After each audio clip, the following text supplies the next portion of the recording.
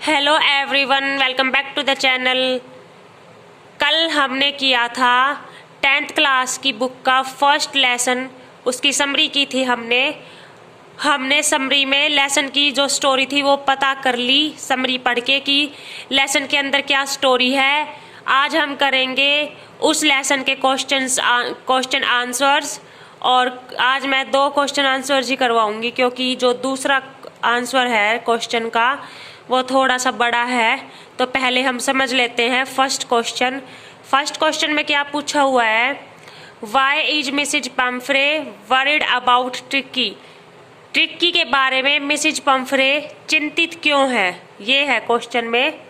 तो आंसर क्या है, बिकॉज ही इज अनवेल। आप ऐसे भी आंसर लिख सकते हो, Mrs Pumphrey is worried about Tricki, इतना लिख के फिर बिकॉज लिख सकते हो, क्योंकि ट्रिक्की वो अनवेल मतलब सही नहीं है, ठीक नहीं है।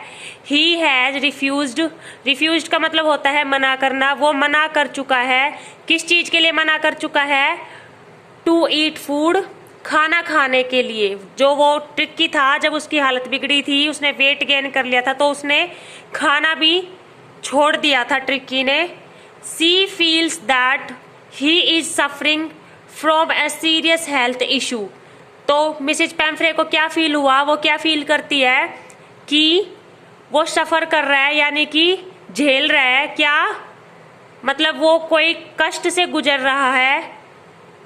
ए सीरियस हेल्थ इशू, उसको कोई हेल्थ इशू हो गया है। मतलब मिसेज पैम्फ्रे को क्या लगा कि उनका जो ट्रिक्की है वो किसी हेल्थ इशू से सफर कर रहा है, यानी कि कोई शारीरिक कष्ट झेल रहा है। सच एज माल न्यूट्रिशन, और माल न्यूट्रिशन का मतलब क्या होता है, कुपोषण। उसको लगा, मिसेज पैम्फ्रे को लगा कि इसको कुपोषण हो गया है, मतलब उसको ताकत की चीजें नहीं मिल रही है, इसलिए वो कमजोर हो गया है। बस यही कारण बताना था कि मिसेज पैम्फ्रे चिंतित क्यों थी ट्रिक्की के बारे में, तो ये रीजन था। अब देखो सेकंड क्वेश्चन, और ये इंपॉर्टेंट है।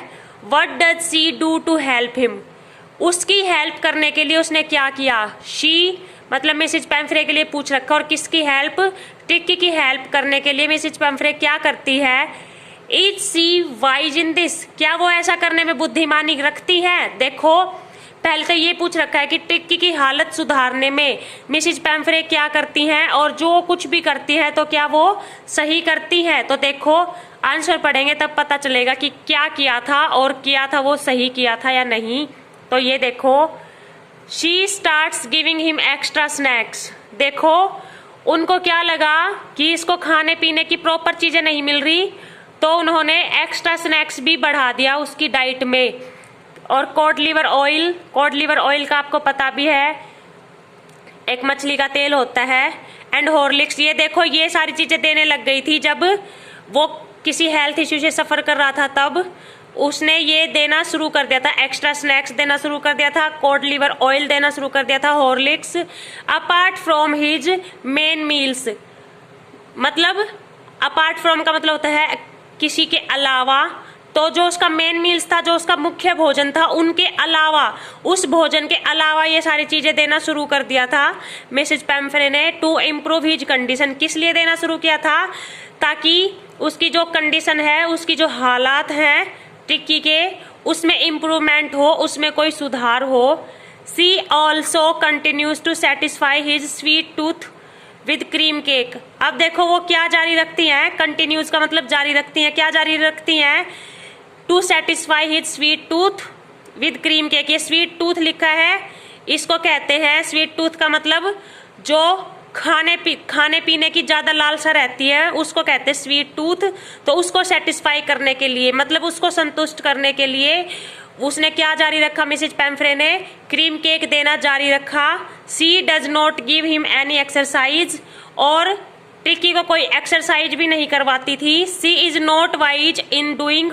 अब देखो ये पूछा है ना, is she wise in this, क्या वो ऐसा करने में बुद्धिमानी दिखाती है। तो देखो बताया है कि वो बुद्धिमानी नहीं दिखा रही थी ऐसा करने में, because tricky is versioning his condition instead of improving it.